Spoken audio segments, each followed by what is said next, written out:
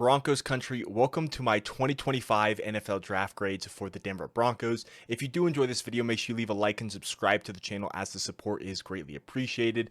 And before we get started, I just want to go over two things. The first thing is that draft grades are incredibly dumb right after the draft, right? We don't know how players are going to perform. We don't know which players are going to exceed expectations, which are going to fail expectations, etc., etc. So it should be taken with a grain of salt, right? It shouldn't be weighed too heavily and taken into, I guess, the stock of what I think of these players, especially after the draft, because we don't know how these players are going to turn out. But the second thing I want to say is the reason why this video didn't come out right after the draft is because I was honestly shocked by how the Denver Broncos approached this draft and what strategy they went through.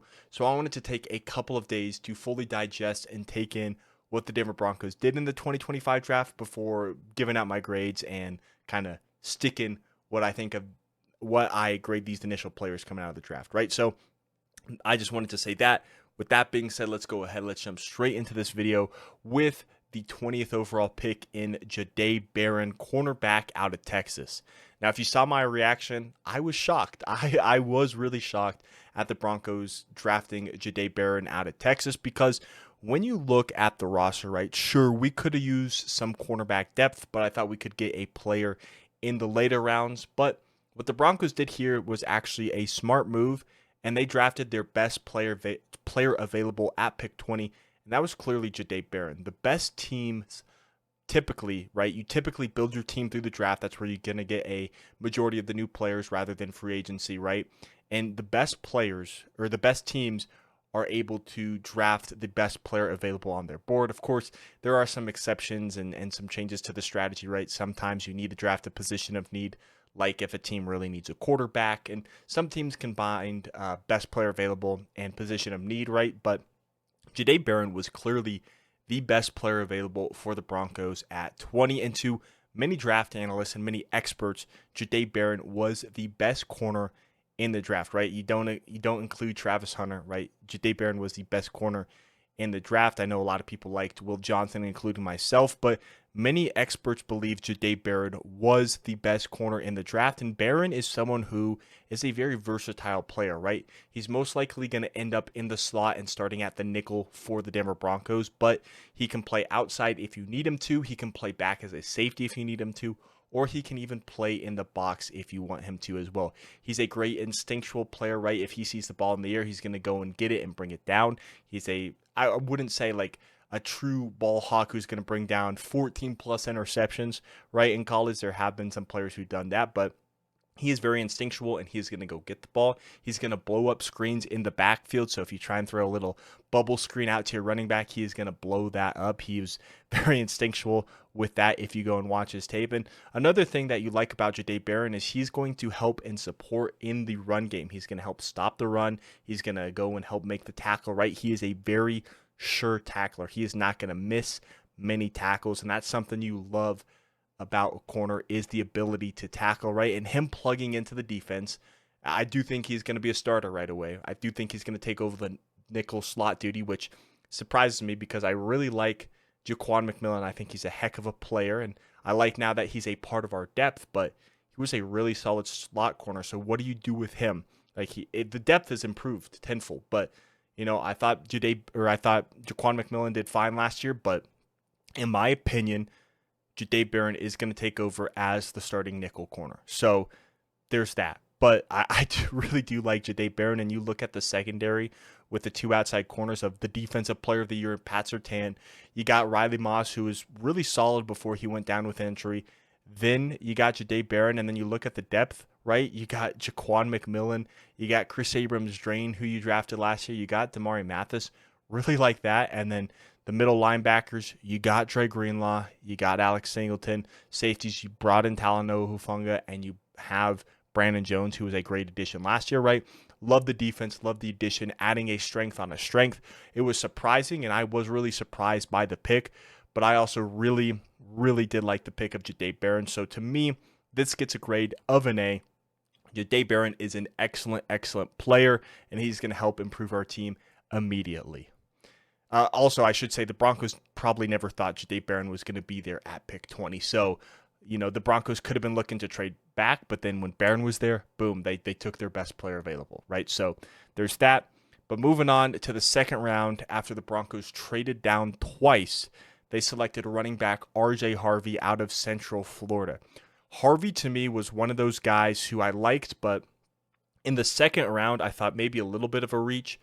But after trading down twice at pick 60, you're essentially almost in the third round. And if this is Sean Payton's guy, I'm not going to knock him too much against the consensus big boards of the media and then of what I thought of players. If Sean Payton likes RJ Harvey, then I'm not going to judge him too critically, because I've been saying throughout this draft process, trust Sean Payton, right? Even if we don't like the player, even if we don't see the vision, trust Sean Payton. And obviously that's easier said than done. And it took a lot of time for that to fully sink in for me this draft cycle. But if Sean Payton likes RJ Harvey, then I'm not going to blame him. You know, RJ Harvey is someone who I like. He has really solid vision, maybe the best vision in the entire draft class, and the patience for holes and running lanes to open up for him to hit them. He's going to be a threat in the receiving game. You can use him as an extra receiver if you need him to, as another weapon for Bo Nix. However, I will say the one thing that is really concerning for me is he's pretty lackluster in terms of pass protection if you need him to stay in and be an extra blocker, right? That's something I loved about Sai'vion Henderson. RJ Harvey does need to improve on that extra, or as that pass protector in the backfield to pick up blitzers, as well as he doesn't have the greatest burst in the world, but he does have really solid speed when he gets up to full speed. The burst isn't tremendous. It's not horrible, but it's not tremendous. You can see right here, this is RJ Harvey's stats as a runner. These are his stats as a receiver, right? So he is going to be kind of that dual threat running back that's going to pick up yards on the ground, but also can pick them up through the air for the Broncos. To me, after sitting and thinking on this pick, right, I'm going to give it a grade of a B+. Sure, it was a little bit early, but I think, honestly, it wasn't outrageous where we took him, right? And if this is the guy that Sean Payton wants to bring in for his offense, because he didn't really have that true number one running back last season, I like RJ Harvey and what he brings to the table. And you can call me crazy, but RJ Harvey might even be the starting running back on this team based on the players on the roster. Now, maybe he isn't the starter, but I think that RJ Harvey could very well be the starting running back come week 1 in September. With our third round pick at pick 74, we selected Pat Bryant, wide receiver out of Illinois. And I was really surprised by this pick, not because I didn't think Pat Bryant wasn't a good player. I do like Pat Bryant, and I think he is a really solid player. But to me, the two reasons why I was surprised is, one, I thought it was maybe a little bit early for Pat Bryant in the third round. But if Sean Payton likes the vision, again, I'm not going to question it too much. But two, and the main reason was the style of receiver that Pat Bryant plays, I thought was interesting, because I thought we were going to be targeting a different style of receiver in the draft, right? Pat Bryant is one of those guys who's going to work the perimeter, work the outside, and he's going to go up with those 50-50 balls, which in an interview, I believe he actually called it a 90-10 ball for him.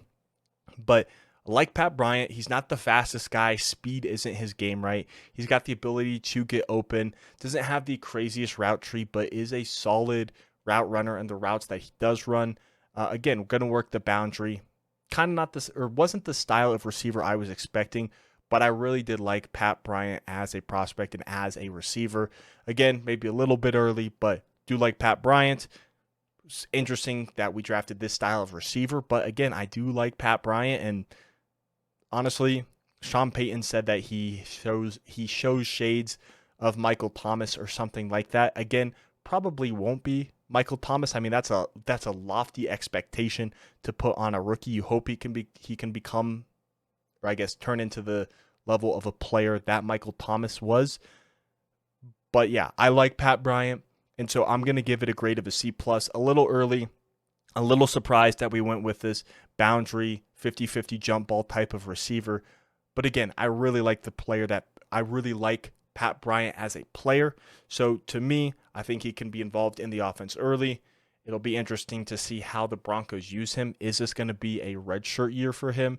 How many snaps is he going to get? Is he going to be primarily a special teamer? It will be intriguing to see, because right now I think the starting receivers are Sutton as your X, maybe Mims, opposite of him, and then still Vele in the slot. Of course, you're going to have Evan Ingram working in the slot, but it'll be interesting to see how the Broncos use him this season. But if Sean Payton likes him, I'm not going to question it too much. I really do like Pat Bryant as a player, and I keep saying it, but again, I was surprised that we went with this style of receiver in the draft. Moving on to another third-round pick at pick 101, we selected Sai'vion Jones, edge rusher out of LSU. Now, he profiles to a lot of experts as a 4-3 defensive end. However, we run a 3-4 defense, meaning if he were to play that same style, he would be an outside linebacker. And it sounds like the Broncos are going to be moving Sai'vion Jones to the interior to play as a 3-4 defensive end, right? So we're going to be more of an inside guy, but he has great ability to work the blockers, to recognize what type of blocks coming, to identify the runner and get around them and make a play on the running back, as well as being a solid pass rusher, right? A lot of people love this pick, and I wasn't so sure initially, but a lot of people seem to like this pick of Sai'vion Jones. And, after looking more into it, I like it too. I like adding depth to the defensive line because, again, I've been saying it in a lot of my mock drafts. Zach Allen, John Franklin-Meyers, and Malcolm Roach are all going to be free agents at the end of the season. Ideally, you would like to bring them all back, but you're most likely not going to bring them all back. So you have to add depth to your defensive line, and that's what the Broncos are doing here in Sai'vion Jones, who has a lot of potential, flash the upside, right, with the ability to work blockers, to get around them, to help stop the run, in addition to providing pass rush. You can see his stats on screen. Again, the stats aren't end-all be-all, but had solid production as a 2-year starter for LSU. 18 tackles for loss, 11.5 sacks. Going to be a solid pass rusher as well as a run defender. So for me, Sai'vion Jones is going to get a grade of a B+. Like this pick, like adding to our defensive line, which needs depth, and eventually Sai'vion Jones could potentially be a starter for the Broncos. Moving on to the 4th round at pick 134, the Broncos selected Q Robinson, edge rusher out of Alabama, and I thought this was a really, really interesting pick, right?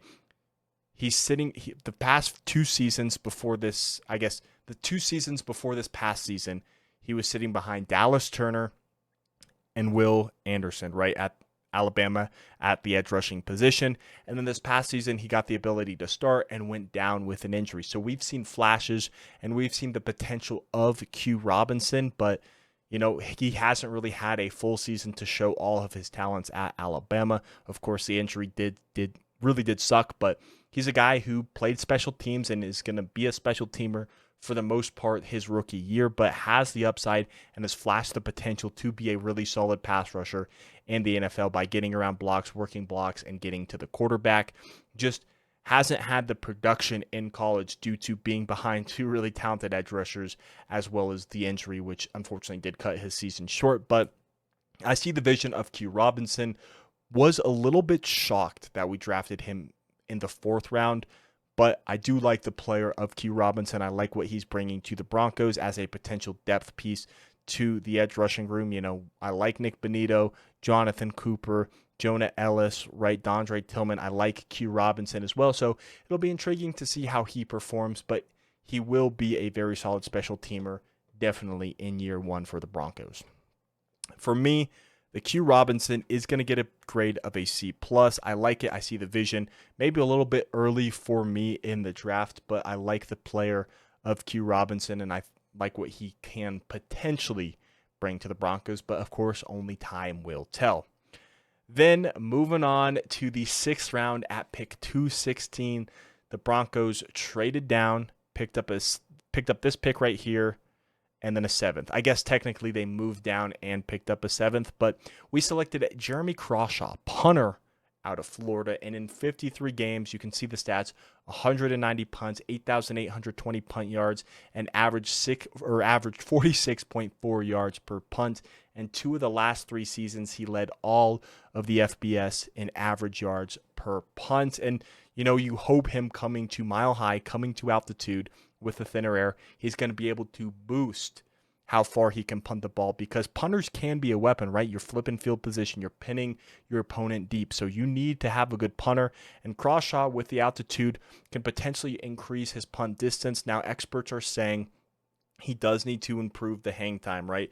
Because you don't want to line drive right to the defender. You want the time for your gunners to get down there, to make a tackle, to down the football inside the 20, inside the 10, inside the 5, whatever, right? So it does need to improve the hang time. But to me, Crawshaw was he was the best punter in the draft. And if you don't believe me, I actually talked about him in one of my mock draft videos. I think it was called My Preference Mock Draft, which was released a month, maybe 2 months ago. So if you don't believe me, go back, go look. I talked about Jeremy Crawshaw. Now, granted, it was as a potential UDFA, but here, this was the last pick of the 6th round. You're essentially taking flyers on guys anyway. So if you liked Crawshaw and you want him to be your punter of the future, and you don't want him potentially signing with another team in undrafted free agency, go and get your guy. I thought this was the best punter in the draft as well. And a lot of people aren't going to like this grade, but I'm going to give Jeremy Crawshaw a grade of a B. I know a lot of people, a lot of Broncos fans are going to get angry about this grade, but like I mentioned, I like Jeremy Crawshaw. I've talked about him in videos before. I'm surprised we drafted him. I would have liked him as a UDFA, but honestly, I don't mind it. To be quite honest, if this is your guy, go and get him. Like I mentioned, punters can be weapons at pinning your opponent deep, downing him inside the 5, flipping field position. They're extremely important. And I do like Jeremy Crawshaw over Matt Hawk, I'll be honest. So to me, gets a grade of a B. Really liked Crawshaw and shocked we drafted him. But, if we did draft a punter, this would be the guy who I did want us to draft. So there's that. And then moving on to our final pick, at pick 241 in the 7th round, we selected Caleb Lohner, tight end out of Utah. This is a former basketball player who's played with BYU, Baylor, and Utah, then finally stepped back on the gridiron for the first time in a few years this past season. Only caught 4 passes, but all 4 of them were for touchdowns. He's 6'7". This is going to be a red zone threat type of guy, and you're pretty much taking a flyer. You're throwing a dart and hoping it lands, honestly. So Sean Payton is hoping for his Jimmy Graham again. Going to be a big red zone target at 6'7", and I don't hate it. It's the 7th round. It's slim pickings, and you're picking players based on, upside, potential, maybe some risks involved in drafting these players, or you're going to take a risk on these players rather than drafting them earlier. So you're pretty much taking a flyer on these players, and I don't hate this pick. If he pans out, he pans out. If he doesn't, he doesn't. But was shocked at the pick initially, but yeah, honestly, I don't mind it.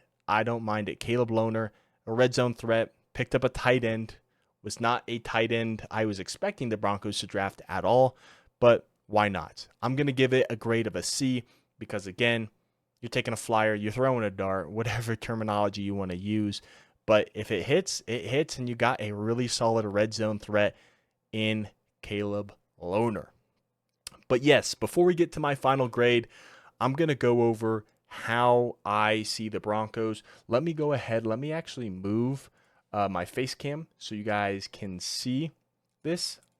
Sorry, it was locked. Let me move the face cam so you can see the full offense. And here is how I see the offense panning out.